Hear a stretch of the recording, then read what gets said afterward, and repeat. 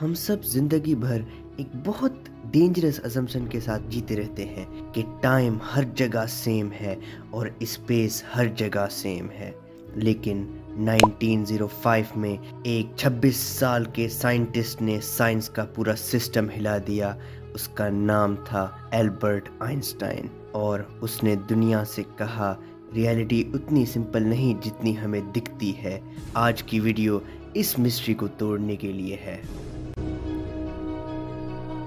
Einstein ने दो statements दिए। पहला, फिजिक्स के लॉज सब लोगों के लिए सेम रहेंगे, चाहे आप ट्रेन में हो, रॉकेट में हो या कार में हो, साइंस का सिस्टम सबके लिए सेम रहेगा।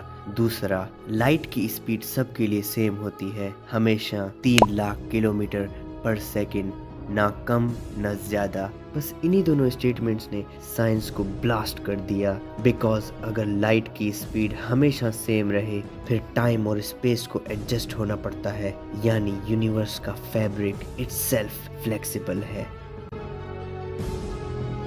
हम हर दिन टाइम को फिक्स समझते हैं, 8 बजे स्कूल, 9 बजे क्लास, 1 सेकंड, 1 मिनट। लेकिन आइंस्टाइन ने कहा टाइम हर किसी के लिए डिफरेंट होता है। इसका सिंपल रूल है, जितना फास्ट कोई ऑब्जेक्ट मूव करता है उतना टाइम उसके लिए स्लो हो जाता है। इसको कहते हैं टाइम डायलेशन।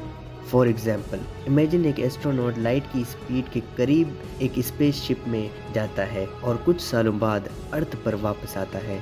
अर्थ पर 50 साल गुजर चुके होंगे, लेकिन एस्ट्रोनॉट के लिए सिर्फ 1 साल गुजरा होगा। एस्ट्रोनॉट ज्यादा यंग होगा, अर्थ पर लोग ज्यादा old. This is not imagination, this is reality. GPS satellites में क्लॉक्स टाइम डायलेशन को करेक्ट नहीं करें तो जीपीएस 10 किलोमीटर तक गलत हो जाता है। टाइम रियल है लेकिन हर किसी के लिए सेम नहीं।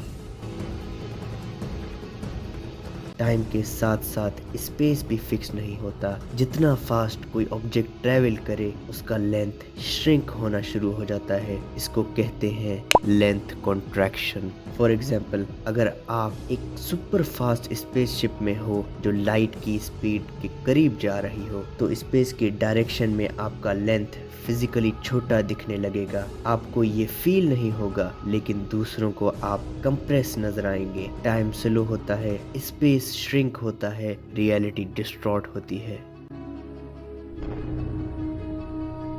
जितनी फास्ट कोई चीज जाती है वो हैवियर होती जाती है। अगर आप लाइट की स्पीड तक पहुंचने की कोशिश करो, your energy requirement sky rockets, your mass infinite हो जाता है और आपको इनफाइनाइट फ्यूल चाहिए और इनफाइनाइट फ्यूल पॉसिबल नहीं। इसलिए यूनिवर्स कहता है कोई चीज लाइट से फास्ट नहीं जा सकती। लाइट की स्पीड अल्टीमेट स्पीड लिमिट है यूनिवर्स की। सिर्फ लाइट ही इतनी फास्ट जा सकती है बिकॉज लाइट का मास 0 है। आइंस्टाइन की थ्योरी कोई टाइम वेस्ट नहीं थी। इस थ्योरी ने दुनिया को लिटरली चेंज कर दिया। स्पेशल रिलेटिविटी से हमने बनाया GPS system, nuclear energy, particle accelerators, electron microscopes, lasers, quantum physics के गेट खोल दिए। आज की टेक्नोलॉजी का स्केलेटन है आइंस्टाइन के फॉर्मूलाज। स्पेशल रिलेटिविटी ने दुनिया हिला दी, लेकिन आइंस्टाइन खुद सेटिस्फाई नहीं था।